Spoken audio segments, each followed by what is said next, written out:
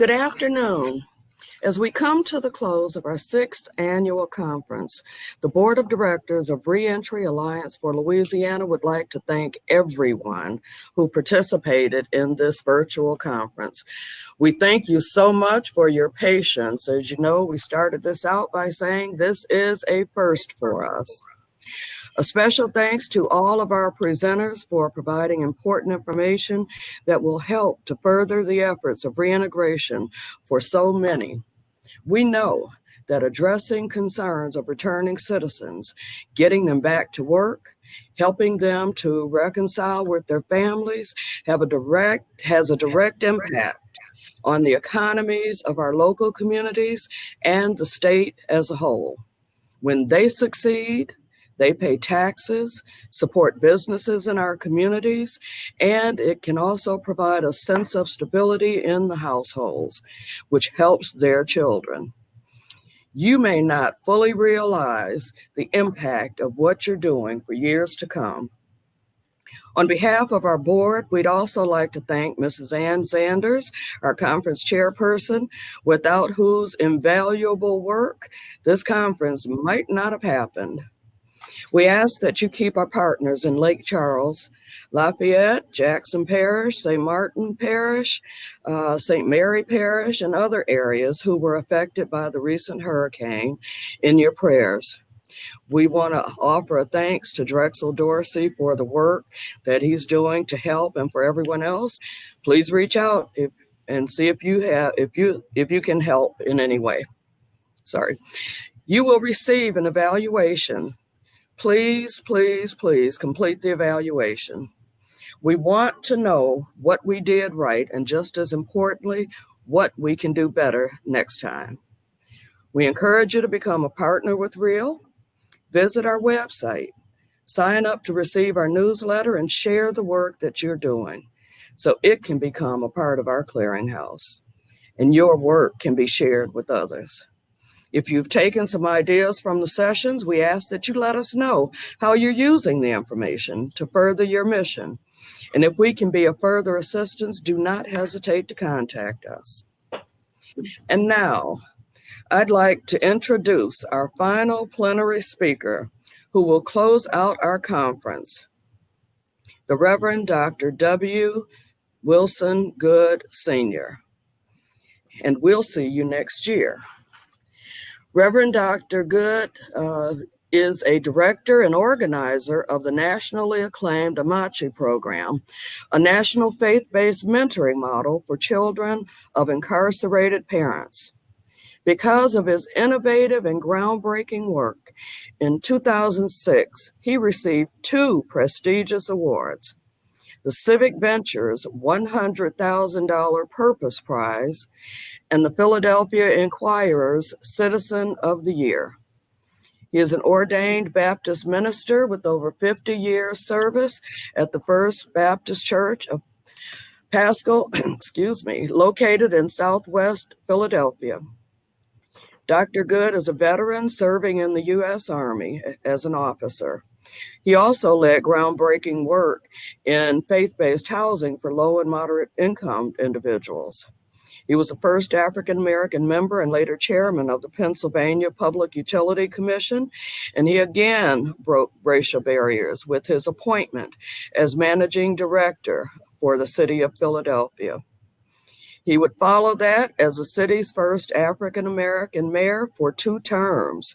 He subsequently spent 7 years as Deputy Assistant Secretary of Education under the Clinton administration.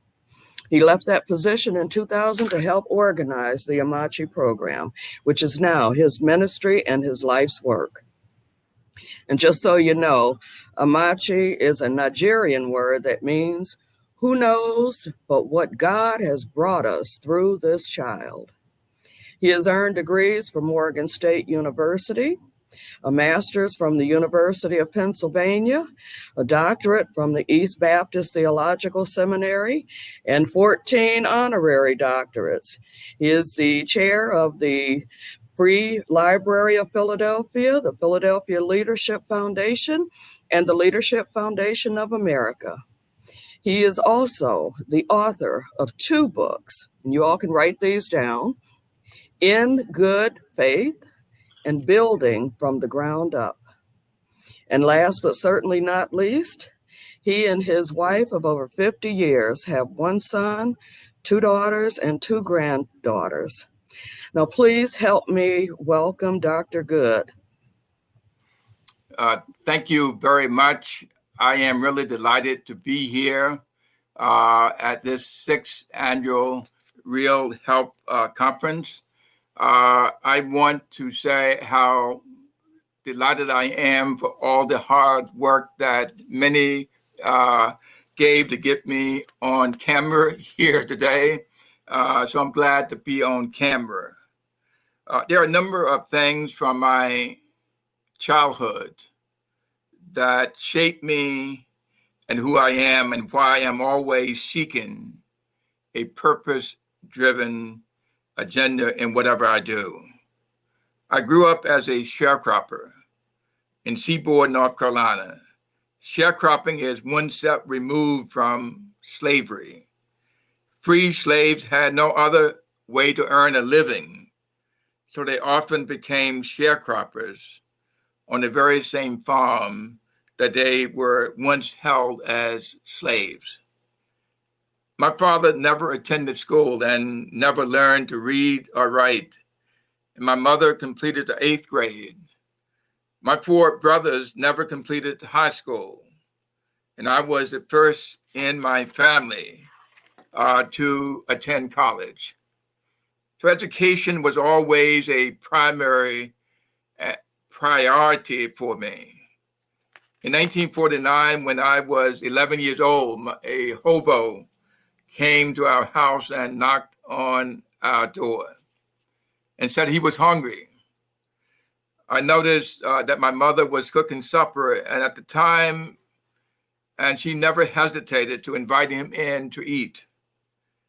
He started to eat what I thought was our supper, and for a few minutes, I had a real attitude.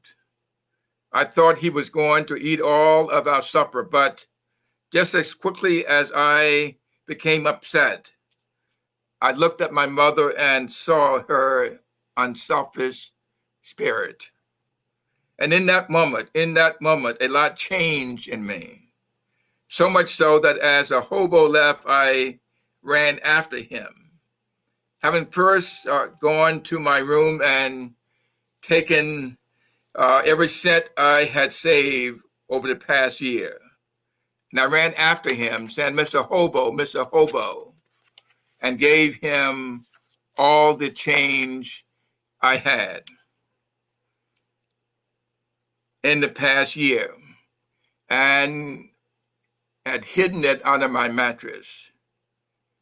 A few years later, my father had a dispute with the landlord and assaulted the landlord and was immediately arrested and put in jail. It was from that experience that my interest in prisons and prisoners and evolved. In 1954, while my father was still in prison, my family moved from North Carolina to Philadelphia. And I joined the First Baptist Church of Pasco. And the church members there became my mentors, became those who wanted to take care of me, especially the First Lady, Muriel Lemon. This was very important to me because as a son of an inmate coming from a sharecropping farm, my high school counselor told me never to think about going to college because I did not want to embarrass my family. So those church members became those who took care of me and said to me, you do belong in college. And they were sending me to college. They didn't ask me, they said, we're sending you to college. And so they did. And today I've earned a doctorate and 15 honorary doctorates and became the first African-American member and chairman of the PUC. the first African-American managing director for the city of Philadelphia, and the first African-American mayor of the city, and served 2 terms. My interest in prison ministry started from the very beginning, and mentoring children of prisoners because I am the child of an incarcerated father. And it would help if this nation recognized its historical failures to address racial inequality in this country and the narrative that they have created that justifies it. This country has rationalized racial inequality since Native Americans were subject to virtual genocide. Starting in 1619, 400,000 Africans were brought to this country in chains, enslaved, and that slavery has evolved in various forms until the day that now include the prison industrial complex. And that is legal slavery, according to the 13th Amendment of the Constitution. Let me give you an example on how it manifests itself today. I went to a prison and saw in that prison a grandfather, a father, and a grandson, and all in the prison at the same time.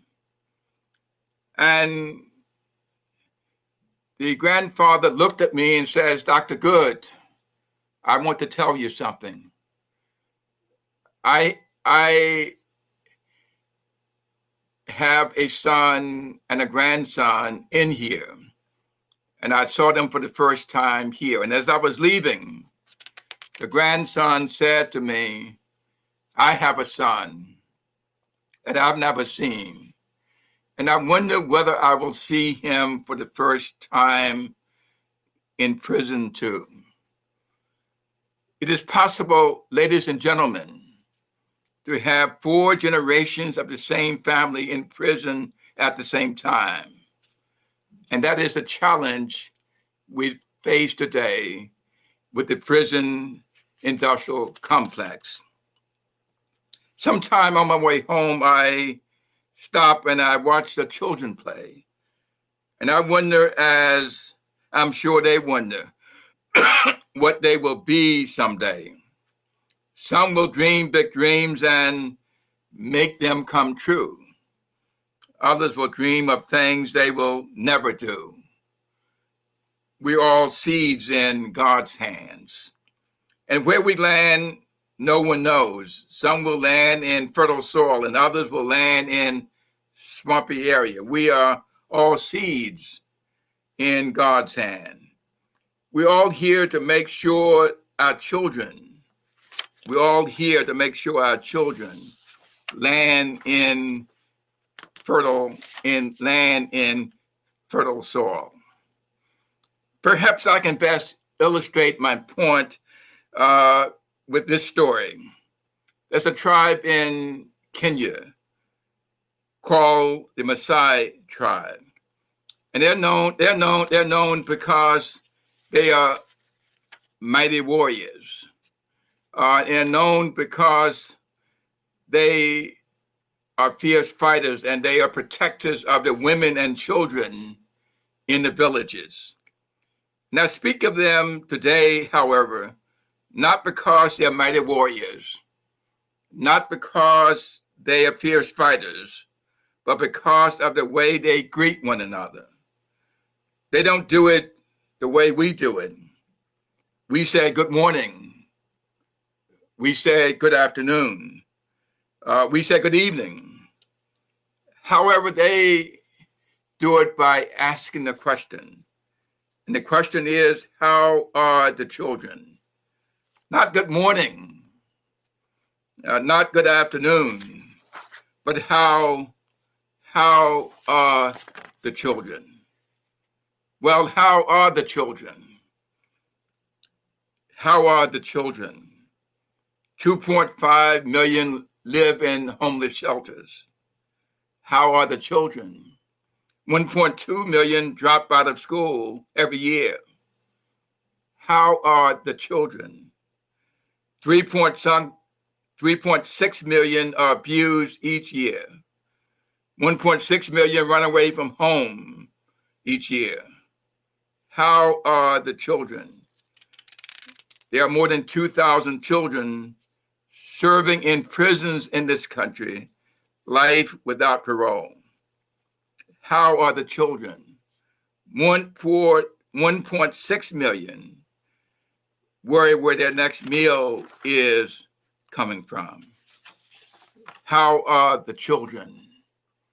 We stand here today, all of us. Thank you all for just showing up. Thank you for being a part of this. We stand here today on the edge of a new era in the history of helping with the opportunity to change the world around us for millions of children, those who are in prison and those in prison who have children. And I want to say, never have there been such challenges and never have there been such opportunities for us to contribute. So thank you all, real help for what you're doing with these children. And never have there been such a group of experienced people with passionate purpose to contribute to the solution of these children and adults in need. I want to announce that there is a new posse in the state of Louisiana, and I'm sure they're there to help rescue these children and adults in prison. In the year 2000, I left the U.S. Department of Education to devote my attention and the rest of my life to a rescue mission of children and adults in need. There are too many children in this country who wake up each day and there's no one who cares if they eat breakfast or if they do their homework or even if they went to school, what they did all day outside of school and with whom, and was it legal? And when they come home, if they had dinner, if they get enough sleep, and if they will eat breakfast the next day, and no one at home who cares about the difference between right or wrong. Or if they live to reach their 25th birthday, or go to jail, or drop out of school before they graduate, or will they have health insurance, or use drugs, or have HIV, AIDS, and whether they will ever get married and have a family.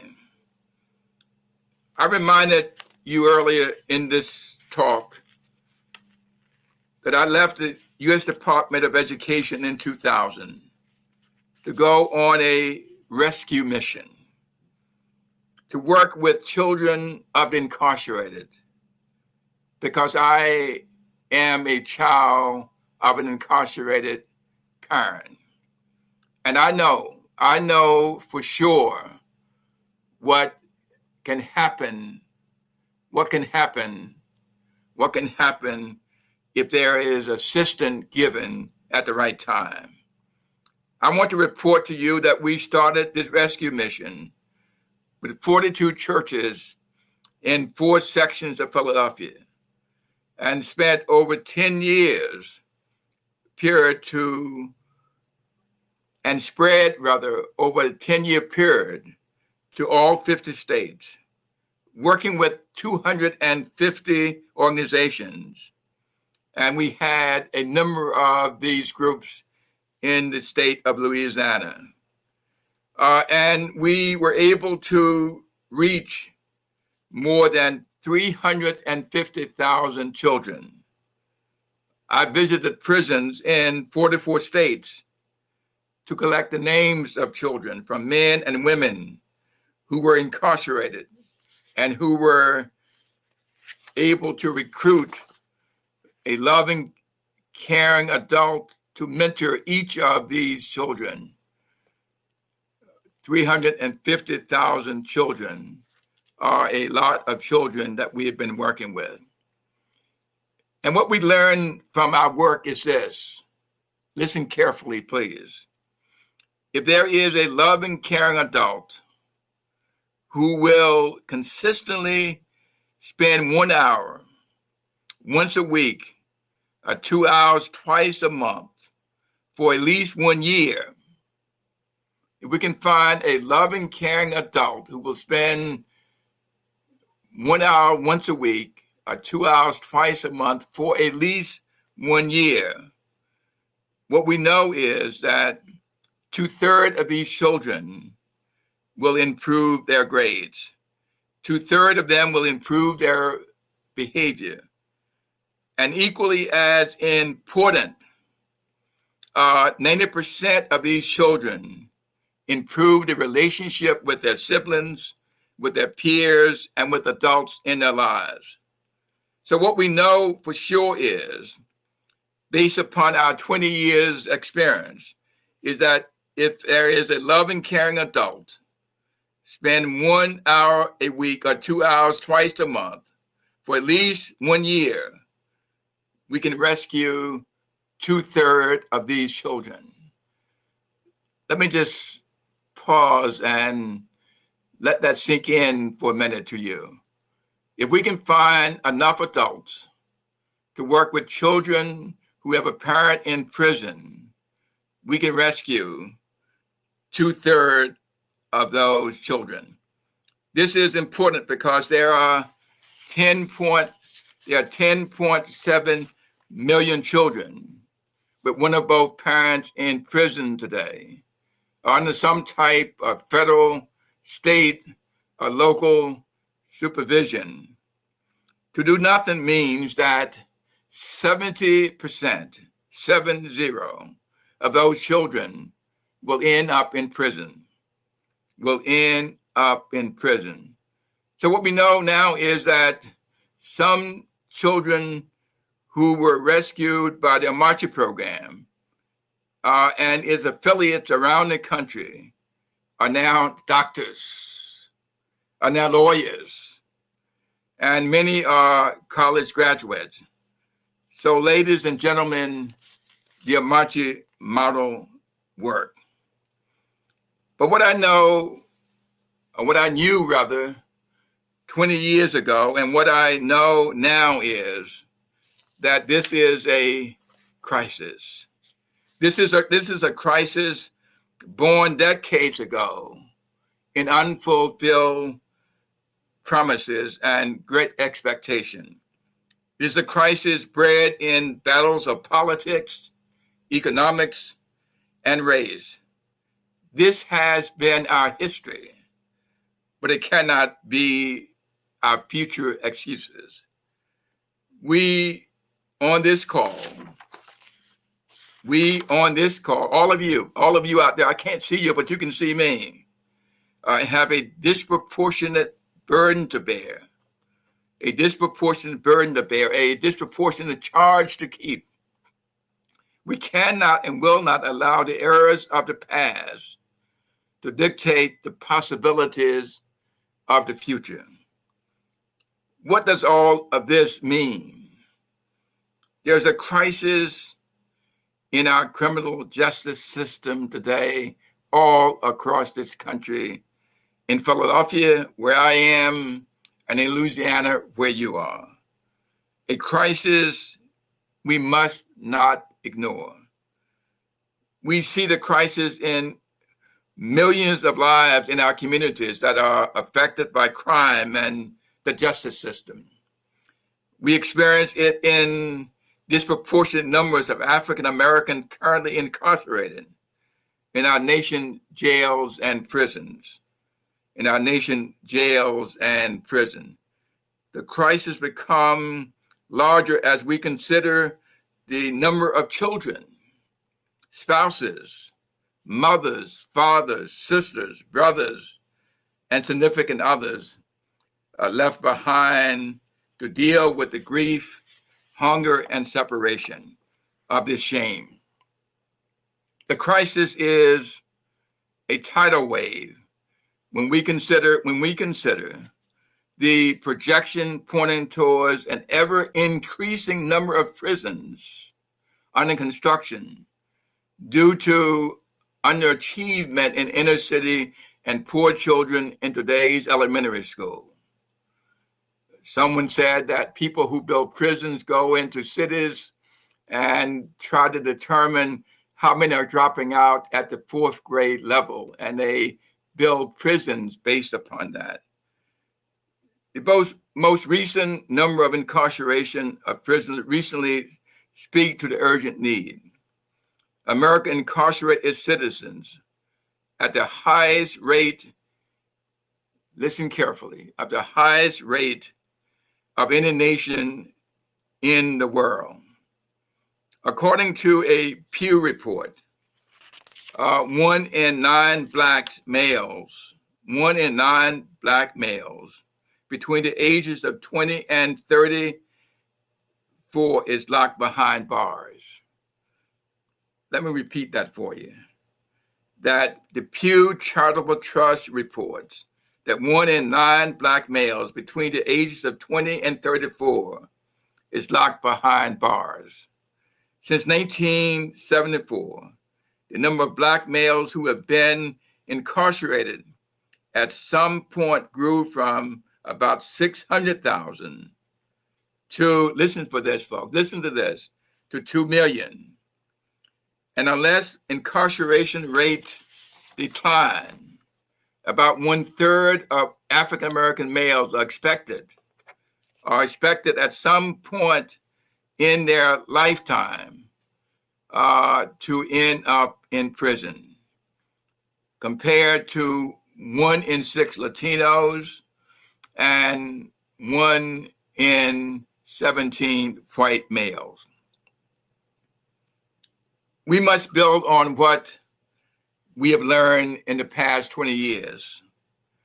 If we stop now of ensuring the fulfillment of the American dream for those people who are coming out of prison and who have children in need, we could end up in the next decade finding ourselves lost in a maze of an American nightmare. Our challenge is a great one, but such has been our history. Such is our legacy. We can, ladies and gentlemen, we can turn the tide of despair for the children and for their parents who are in prison. We can change the face of hopelessness. Some on this call are here because someone rescued you. I know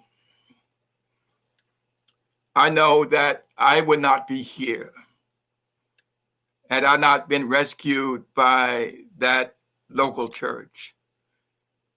Had they not taken up their nickels and dimes and quarters and sent me off to college, I will not be here where I am. We must hold on to the promise for which we have fought and continue to fight. So I cannot tell you how proud I am to speak to this gathering at this time, to congratulate you on the incredible work you do day in and day out. And you're changing the lives of children and adults throughout Louisiana. You are the difference between success and failure.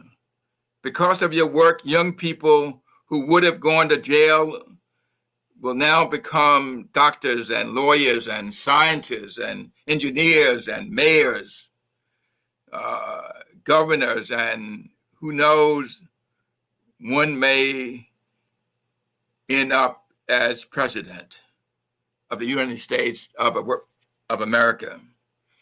And I know that the future for your work may be uncertain. There may not be enough resources out there.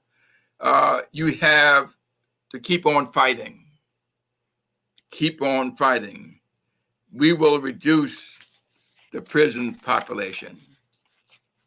Some folks ask me, when am I going to retire? I'm 82 years of age, been married 60 years, and I tell them that I cannot find the word retirement in the Bible.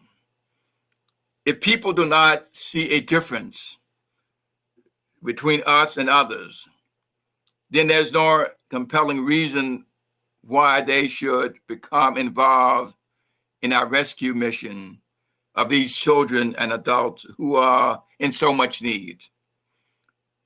If we are not advocates for those children and youth and adults, others consider worthless are not worth the effort. If we end up not working on behalf of those that others regard as useless, disposable,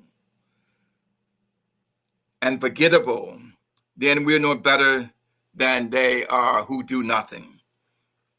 If we do not advocate for children and adults in need and fight against those who regard them as unimportant because they're poor, because they're Black, because they are immigrants, and because they're in prison, or because they are returning citizens, or because they are defenseless, and because they are defenseless, then we're no better than they are. We have to be bold. We have to be brave and courageous. We must speak out against injustices. If we are living each day and no one is upset with us because what we're doing to advocate for these people in need, who need our help, and we're not saying it loud enough and bold enough and courageous enough. If no one is mad at us because of what we're doing, we're not saying it loud enough. We're not saying it loud enough. And there is something wrong with our social thermostat. If we can see injustice take place all around us and don't care about what happens, then we need to re-examine whether or not we can ever get where we need to be. As I said earlier,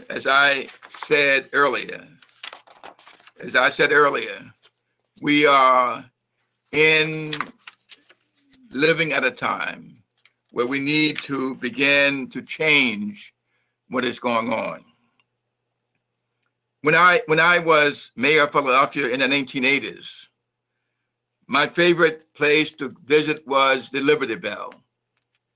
Not only because it was the symbol of liberty, freedom, justice, and equality, but because it was crack. And the crack Liberty Bell represent to me that we are living in an imperfect democracy. We are yet becoming what we will be. But I submit to you that each time one of us, or any of us, can cause a loving, caring adult or a loving, caring child to take them where they need to be, our democracy move a step closer to perfection. And that, my friend, is what this work is all about. And that's all that God requires of us, that we work as hard as we can. We have to meet children and adults where they are, not where we think they ought to be, but we have to meet them where they are. Remember that you are called to be an icon. You are not called. I made that mistake on purpose. Remember, you are not called to be an icon of wealth accumulation, but to be a vehicle of wealth distribution. You must say what needs to be said and do what needs to be done. Perhaps I can illustrate this with a story. There was a woman with a tumor in her jaw, and she went to see a surgeon. The surgeon told her that he could fix it, but it would leave her face twisted. I know, she said, but please remove the tumor. And afterwards, after the tumor was removed, there she stood in the recovery room.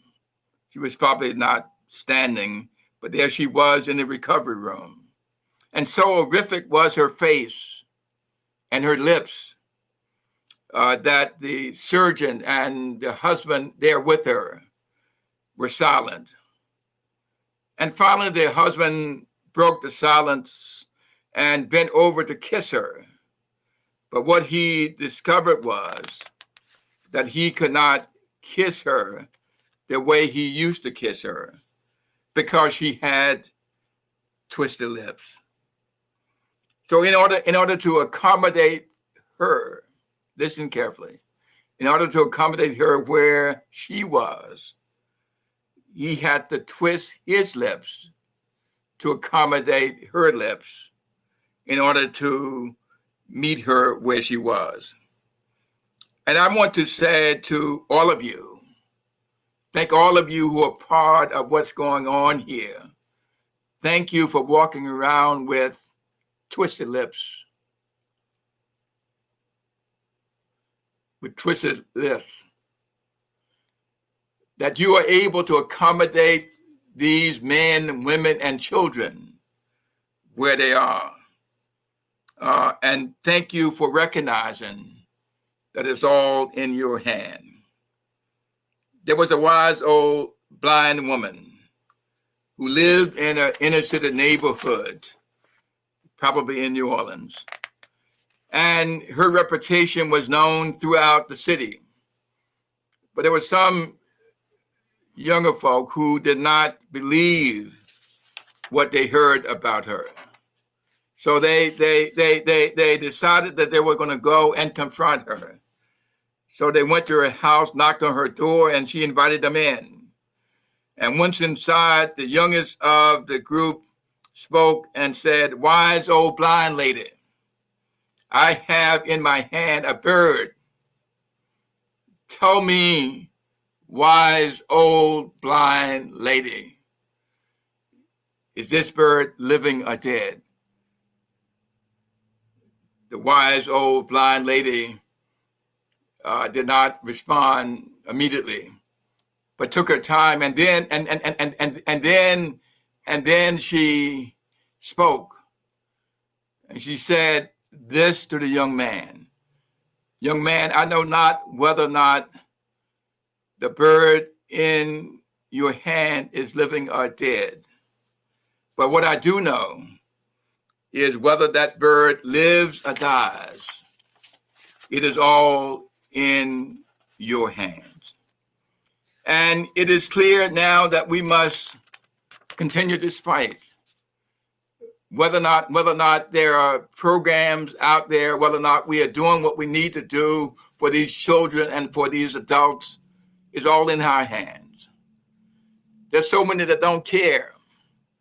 There's so many that believe they got what they deserve.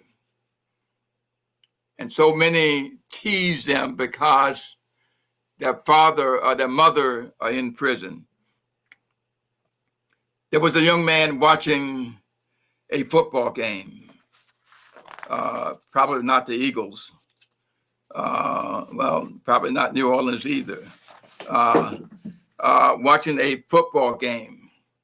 And after about an hour of watching the game, the young man said to his father, "This game is boring." That's the Eagles. "Come outside and play with me." The father said, "Son, I want to watch the rest of this game. You go outside and play, and come back in 5 minutes, and I will go out and play with you. The son obeyed and came back in 5 minutes, and the father still was not ready to go. So he said to the son, my team is about to score. Come back in 5 minutes. This time, while the father was outside, while the son rather was outside, the son looked to the side of his couch and saw a map of the world. And he took the map of the world and he tore it into small pieces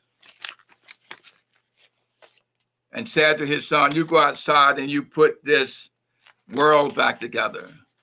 And then when you come back, I will go outside and play with you. The son came back within 5 minutes, and the father said, well, did you do it? He said, yes. Came back with the world all put back together. And so he was surprised. He was amazed at that and said, how in the world did you do it? The son replied that on the other side of the map of the world was a child and an adult. And when I put that family back together, the whole world automatically came back together. Well, folks, in these uncertain times, we have a chance to put the world back together for our children and for our adults who are in need. We have a chance to put the world back together for our children and for our adults who are in need. There are those who place their faith in the weapons of the system, but we must place our faith in God. And if we can throw off the chains of fear, of indifference, and of ignorance, and rush forward even though those around us tremble and warn us to play it safe, then the world will praise us. I know people ask me all the time, why do you keep going? Why are you out there now? You're 82 years old. Why are you still out there making speeches on Zoom calls and on using all this technology? Why are you still out there? I'm committed to the struggle for a better tomorrow. I'm determined to stand with the prophetic voices of this community and the nation and suffer whatever must come to build a sure foundation for those who are less fortunate than I am. Let others make their deal with Pharaoh and forsake their principles to protect their profits. Let others do that. But I only want to be counted among those who will never give in to tyranny and never compromise with injustice. Because I believe that no matter what else exists, the message of Isaiah is true. There is still a stone in Zion. There's still a sure foundation, and one heart that won't stop trying can construct a righteous nation. Let me repeat that. One heart that will never stop trying can construct a righteous nation. A righteous nation that will not hide its beauty from some and reveal it to others. A nation where the beauty it bestows will abound for all who help to give it life. As a boy in the segregated South, I sang the song, America the Beautiful. But it was only about the beauty of the fields. It was only about the beauty of the fields, and not about the beauties of the cities. I believe that we must make America beautiful in the cities, as well as to establish the goal that I've had over the last 60 years. I have a friend in Philadelphia named Charles Bowser, and he wrote these words to change America the beautiful. Oh, beautiful for spacious skies, for asphalt streets of joy, for decent schools and decent homes for every girl and boy. Oh, beautiful for spacious skies, for jobs and health and hope, for an end to crime and an end to lies and an end to devil dope. Oh, beautiful for spacious skies, for justice, sure and true. For an equal chance for all to try to make their dreams come true. America, America, God shine their grace on thee, and crown their good with brotherhood from sea to shining sea. When times get tough, people get going. 34 years ago, when I ran for mayor, city was facing a difficult time, difficult challenges. And I went all across the city and I campaigned, and I would campaign and talk about a problem and say, will you help? There are too many people in jail. There are too many people in jail today. There are too many children out there without anyone to care about them. There are too many people coming out of jail and no one cares what happens to them. Will you help? Will you help those out there who are helping to get this done? Will you help the children? Let me be clear. We must work together to overcome an unequal history, which indeed exists throughout this country. The doors of hope must be open to all alike. We must work hard to enable all to develop their abilities and to pursue individual happiness. Unless we are committed to these fundamental principles, we cannot have the kind of America that we need and desire. Whatever your assignment, whatever your pursuit, whatever it is that you think you were put here by God for, will you help? Will you help change the status quo? Will you help children who have parents in prison? Will you help adults who are in prison and help the men and women who come out of prison so that they too will have a second chance? If you help, I guarantee you, if enough of us help, we can turn this country upside down. Thank you all so much. May God bless you and may God keep you. And thank you for the incredible work that you do in the state of Louisiana.